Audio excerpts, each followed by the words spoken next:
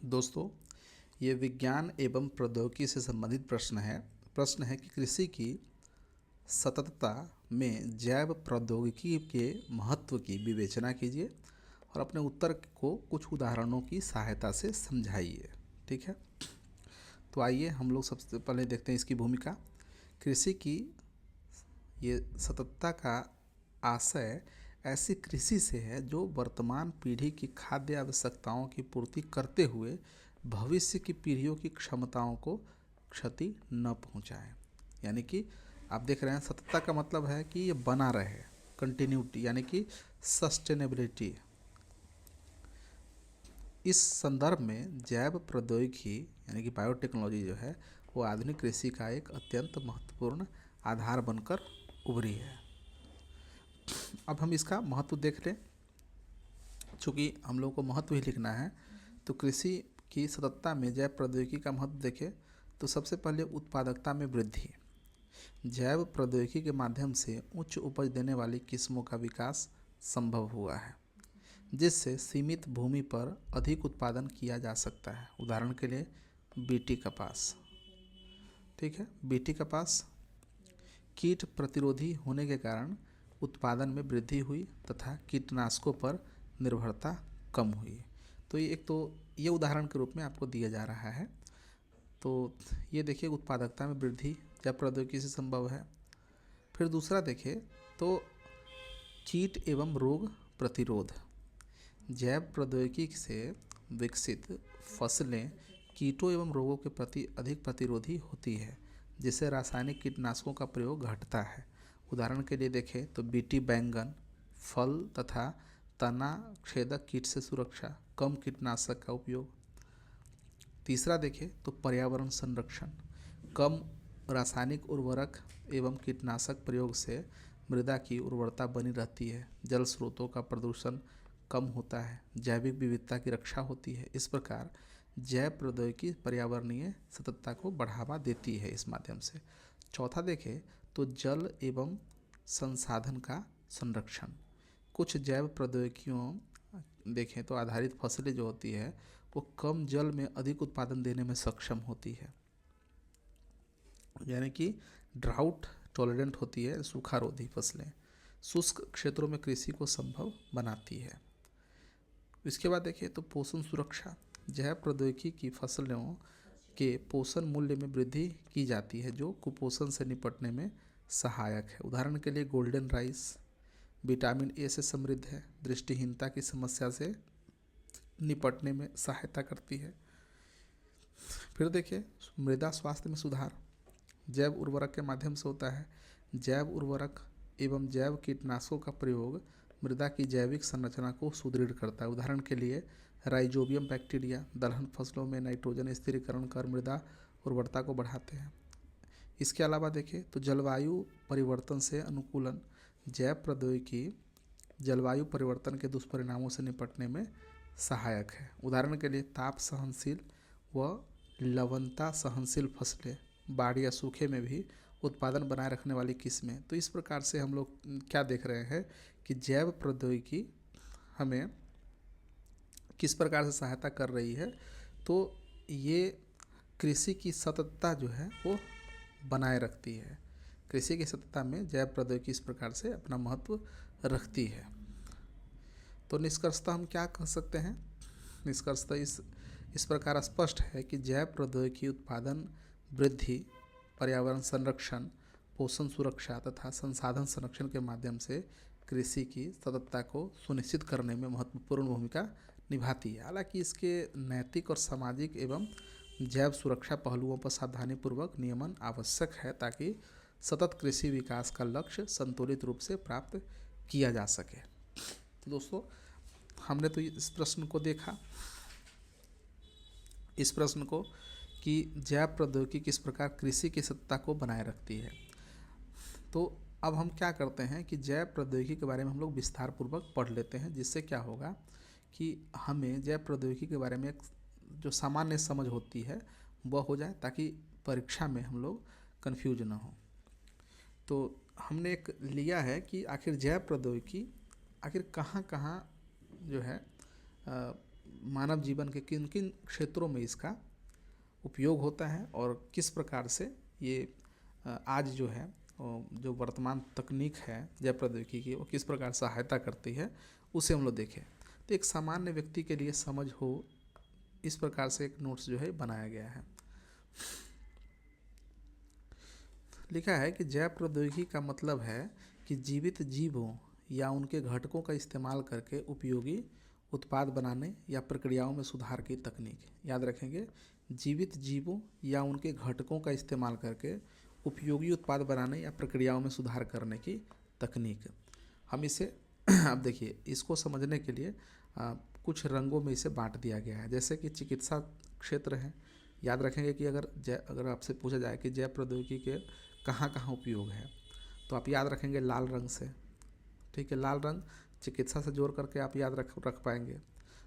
तो यह स्वास्थ्य और दवाओं से जुड़ा होता है। उदाहरण के लिए जैव प्रौद्योगिकी में देखें तो जैव प्रौद्योगिकी का इस्तेमाल करके टीके बनाना, कोविड-19 के टीके, कोवैक्सीन, कोविशील्ड, हेपेटाइटिस बी का टीका, ये सभी बनाने में भी जैव प्रौद्योगिकी का इस्तेमाल होता है। दूसरा देखें तो जीन थेरेपी, आनुवंशिक बीमारियों जैसे थैलेसीमिया का इलाज होता है इससे। इंसुलिन बनाना, पहले सुअर से मिलता था, अब जीवाणु से बनता है। फिर है कैंसर की नई दवाइयाँ, टारगेटेड थेरेपी, सामान्य लाभ, बेहतर दवाएं, कम दुष्प्रभाव, पर्सनलाइज्ड मेडिसिन। तो ये सब जो है आपको चिकित्सा क्षेत्र में जैव प्रौद्योगिकी के उपयोग देखने को मिलता है। अब हरा जैव प्रौद्योगिकी के क्षेत्र कृषि, यानी कृषि क्षेत्र में क्या उपयोग है, तो अभी हमने पढ़ा कि यह खेती, फसल और पशुपालन से जुड़ा हुआ है। उदाहरण के लिए जीएम फसलें, इसमें बीटी कपास कीट प्रतिरोधी है, बीटी बैंगन, सुनहरे चावल, गोल्डन राइस जिसे कहते हैं, विटामिन ए से युक्त। इसके अलावा देखें तो टिश्यू कल्चर, एक पौधे से हजारों पौधे तैयार करना, केला और आलू से संबंधित है। इसके अलावा देखें बायो फर्टिलाइजर्स, जैविक खाद, राइजोबियम बैक्टीरिया द्वारा। फिर पशु प्रजनन, बेहतर दूध देने वाली गायों का क्लोन तैयार करना। तो ये इसके माध्यम से होता है, जैव प्रौद्योगिकी के माध्यम से ही होता है। सामान्य लाभ इससे क्या होते हैं कि अधिक उपज, कम कीटनाशक, पोषण जो है उसको बढ़ाना।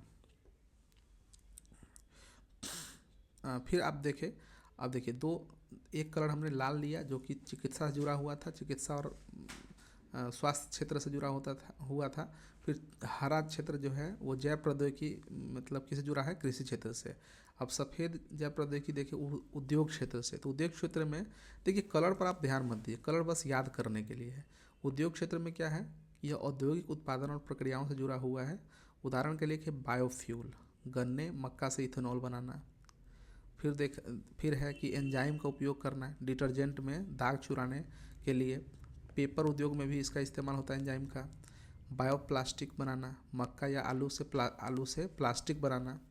वाइन, दही, पनीर बनाना सूक्ष्म जीवों की सहायता से। सामान्य लाभ इसका क्या है, पर्यावरण अनुकूल उत्पाद, कचरे का उपयोग, ऊर्जा बचत। ये सभी उद्योग क्षेत्रों में इसका उपयोग होता है। फिर नीला जैव प्रौद्योगिकी देखें समुद्री क्षेत्रों में, तो यह समुद्री जीवों और संसाधनों से जुड़ा हुआ है। उदाहरण के लिए समुद्री शैवाल से उत्पाद, आयोडीन, जेल, कॉस्मेटिक्स। फिर उसके बाद देखें मोती उत्पादन, कृत्रिम रूप से मोती बनाना। समुद्री जीवों से दवाएं, कैंसर रोधी यौगिक बनाना। एक्वाकल्चर, मछली पालन में वैज्ञानिक तरीके अपनाना। सामान्य लाभ देखें नए खाद्य स्रोत, दवाओं की खोज, तटीय अर्थव्यवस्था को बढ़ावा देना। अब देखें पीला जैव प्रौद्योगिकी, तो ये पीला जैव प्रौद्योगिकी क्या है, तो ये खाद्य क्षेत्र से हमने इस कलर को लिया है तो याद रखने के लिए। तो ये किस प्रकार से, यह खाद्य प्रसंस्करण और सुरक्षा से जुड़ा हुआ। उदाहरण के लिए देखें तो खाद्य संरक्षण, बैक्टीरिया फफूंद रोकने के लिए एंजाइम है।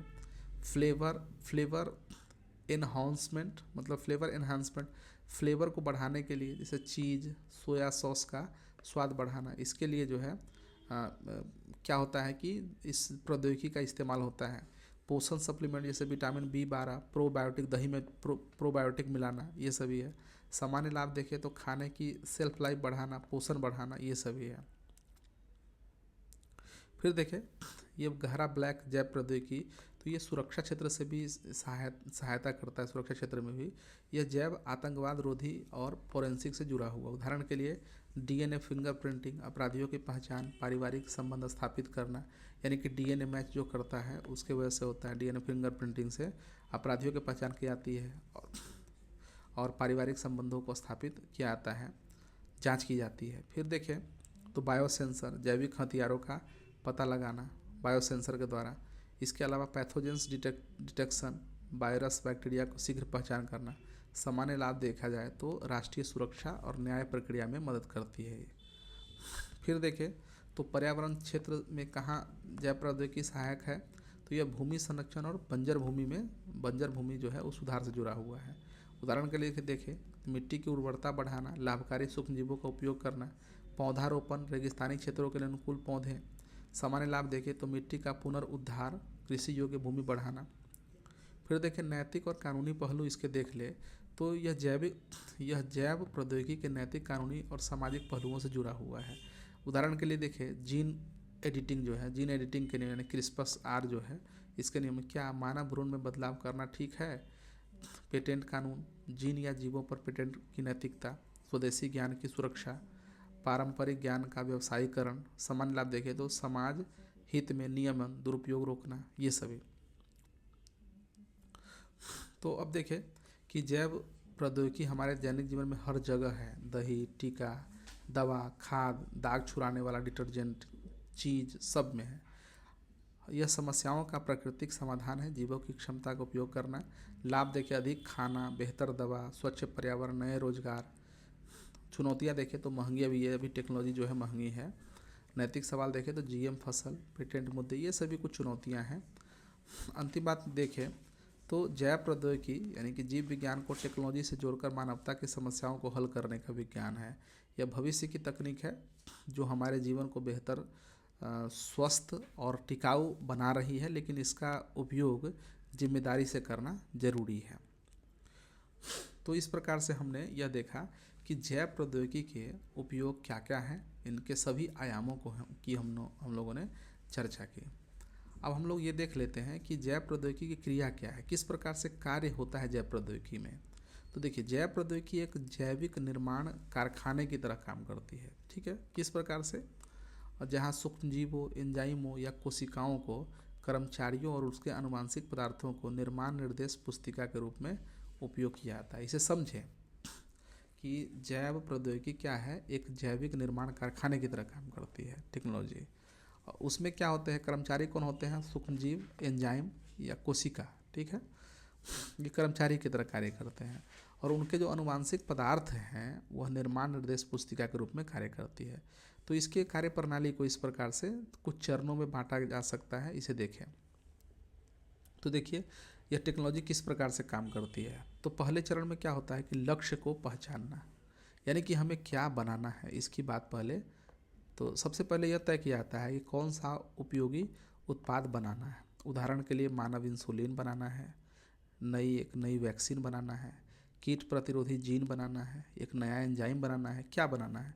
तो सबसे पहले लक्ष्य की पहचान करना आवश्यक है। दूसरा चरण देखें तो सही जैविक उपकरण का चयन करना है। ठीक है, सही यानी कि किससे बनाना है। अब जैसे कि आप यहाँ पर दिया है कि मानव इंसुलिन, ठीक है, तो उदाहरण के लिए यहाँ पर दिया लक्ष्य के अनुसार उपयुक्त जीव, कोशिका या एंजाइम का चयन करना होता है। उदाहरण के लिए देखें तो इंसुलिन बनाने के लिए कोलाई बैक्टीरिया या खमीर का उपयोग किया जाता है। इसी प्रकार से एंटीबायोटिक बनाने के लिए पेनिसिलिन कवक का इस्तेमाल होता है। फिर पादप उत्तक संवर्धन के लिए गाजर की कोशिकाओं की आवश्यकता होती है। तो देखिए सबसे पहले हमने क्या देखा, क्या बनाना है और फिर किससे बनाना है। तीसरा है कि चरण 3 में देखते हैं आनुवांशिक हेर फेर। हाँ, ये मेन प्रक्रिया यही है, निर्देशों में बदलाव करना। तो यह जैव प्रौद्योगिकी का सबसे महत्वपूर्ण चरण है। इसमें जीव के DNA यानी कि आनुवांशिक कोड में इच्छित बदलाव किए जाते हैं। इसे आणविक कैंची और गोंद का काम कह सकते हैं। ठीक है, इसके लिए उपयोग की जाने वाली जो प्रमुख तकनीक है वो देखें। तो इसमें पुनः संयोजक DNA तकनीक, rDNA टेक्नोलॉजी। तो इसमें अगर देखें तो कैंची की तरह जो काम करता है वो प्रतिबंधन एंडोन्यूक्लियेज एंजाइम एक विशिष्ट जगह से DNA को काटता है। ठीक है, यानी जो काटने वाला है, देखिए यहाँ पर कैंची, गोंद, वाहक ये सब मत देखिए।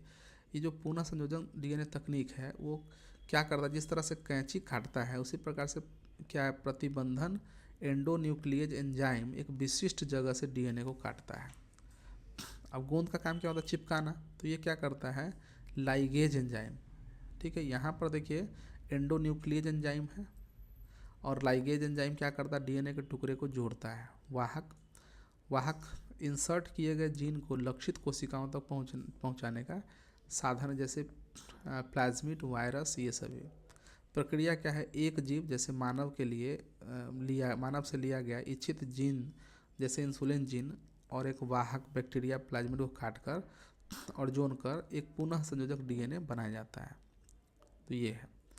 दूसरा देखें तो जीन एडिटिंग, यानी कि क्रिस्पस Cas9 जो बोला जाता है, यह एक आणविक स्विस आर्मी चाकू की तरह कार्य की तरह है, जो अत्यधिक सटीकता से डीएनए में कटौती, संशोधित या जोड़ सकता है, यानी कि एडिट करता है। क्रिस्पस एक गाइड आरएनए है जो लक्षित डीएनए अनुक्रम को ढूंढता है। Cas9 एक एंजाइम है, ठीक है, जो उस सटीक स्थान पर डीएनए को काटता है। इसके बाद कोशिका की स्वयं की मरम्मत प्रणाली का उपयोग करके एक नया जीन डाला जाता है या दोषपूर्ण जीन को ठीक किया जाता है। तो ये आपका जो है तीसरा चरण हमने देखा, ये मेन प्रक्रिया है निर्देशों में बदलाव करना। चौथा देखें तो परिवर्तित कोशिकाओं का विकास, यानी कारखानों का निर्माण। ये कैसे? पुनः संयोजक डीएनए वाले वाहक को एक मेजबान कोशिका जैसे बैक्टीरिया में डाला जाता है। यह प्रक्रिया परिवर्तन कहलाती है। इसके बाद इन कोशिकाओं को विशेष पोषक माध्यम में बड़े पैमाने पर पनपने दिया जाता है। हर कोशिका विभाजित होकर एक क्लोन, यानी कि समान कोशिकाओं का समूह बनाती है जो इच्छित जीन की अभिव्यक्ति करता है। पांचवा देखें तो इसका उत्पादन, कारखाने की उत्पादन लाइन। परिवर्तित कोशिकाएं जैसे बैक्टीरिया अब लाइव फैक्ट्री का काम करती है। ये कोशिकीय मशीनरी का उपयोग करके लगातार वांछित प्रोटीन या जैसे इंसुलिन का उत्पादन करती रहती है। इस चरण को फर्मेंटेशन कहते हैं, जिसे बड़े बायोरिएक्टर यानी विशाल स्टील टैंक में कोशिकाओं को नियंत्रित वातावरण में रखा जाता है। उत्पाद का निष्कर्षण और शोधन। उत्पादन के बाद बैक्टीरिया कोशिकाओं को तोड़ा जाता है और इंसुलिन जैसा उत्पाद उनसे अलग किया जाता है। अलग करने की तकनीक फिल्ट्रेशन, सेंट्रीफ्यूगेशन, क्रोमेटोग्राफी। इसके बाद इसे शुद्ध किया जाता है ताकि कोई अवांछित पदार्थ न रह जाए। उत्पाद का मूल्यांकन और उपयोग देखें तो अंत में उत्पाद की गुणवत्ता, शुद्धता और सुरक्षा की जांच की जाती है। जांच पूरी होने के बाद इसे दवा, टीका, एंजाइम आदि के रूप में बाजार में उपलब्ध कराया जाता है। वास्तविक उदाहरण देखें तो मानव इंसुलिन बनाने की प्रक्रिया। तो लक्ष्य क्या है कि मानव इंसुलिन बनाना। दूसरा, इसमें क्या लिया जाता है? E coli bacteria. अनुवांशिक हेरफेर क्या किया जाता है? मानव कोशिका से इंसुलिन बनाने वाला जीन लेना, ठीक है, यानी कि जो सेल इंसुलिन बनाता है उसको लेना। इसे ई कोली के प्लाज्मिड डीएनए में जोड़कर पुनः संयोजक डीएनए बनाया जाता है। फिर विकास देके इस पुनः संयोजक प्लाज्मिड को ई कोलाई में डालकर उसे पनपने देना। फिर उत्पादन देखे बड़े बायोरिएक्टर में बैक्टीरिया का फर्मेंटेशन कराना। बैक्टीरिया मानव इंसुलिन बनाते हैं। निष्कर्षण, बैक्टीरिया को तोड़कर इंसुलिन को अलग और शुद्ध करना। इंसुलिन की गुणवत्ता यानी कि मूल्यांकन करना। इंसुलिन की गुणवत्ता जांच कर मधुमेह रोगियों के लिए इंजेक्शन बनाना। तो इस प्रकार से यहाँ पर प्रोसेस दिया गया है किस प्रकार से ये जो जैव प्रौद्योगिकी है कार्य करती है। तो कुंजी संकल्पनाओं का दृश्यीकरण जो है यहाँ पर इसे समझ में आ सकता है। तो देखिए जीन जो है निर्देश है, प्रतिबंधन एंजाइम कैंची की तरह है, लाइगेज एंजाइम गोंद की तरह है, वाहक जो है प्लाज्मिड है, मेजबान कोशिका ई कोलाई है, बायोरिएक्टर फर्मेंटर है जो फर्मेंटेशन कराता है, उत्पाद जो है इंसुलिन। इस प्रकार से देखिए, इस प्रकार से ये क्रिया हुई। जैसे कि आप कोई रसोई से अगर तुलना करें तो जैसे कि क्या होता है, पहले रेसिपी बनाना होता है तो सामान को पहले चाकू से काटते हैं, ठीक है, फिर उसको चिपकाते हैं, फिर कटोरी बर्तन सामग्री रखते हैं, मिलाते हैं, ओवन चूल्हा पकाने की जगह है, ठीक है, फिर विशाल औद्योगिक भट्टी में रखते हैं और व्यंजन तैयार होता है। तो इसी प्रकार से जो है किस प्रकार से इंसुलिन बनाया गया उसकी जो है संकल्पना की गई है यहाँ पर। इस प्रकार निष्कर्ष में देखते हैं कि बायो प्रौद्योगिकी की क्रिया प्रकृति की अपनी आणविक भाषा को समझकर और उससे उपयोगी बदलाव करके समस्याओं का समाधान तैयार करने की प्रक्रिया है। यह विज्ञान, इंजीनियरिंग और प्रौद्योगिकी का एक सुंदर समागम है जो जीवन को बेहतर बनाने के लिए सूक्ष्म जगत की शक्ति का दोहन करती है।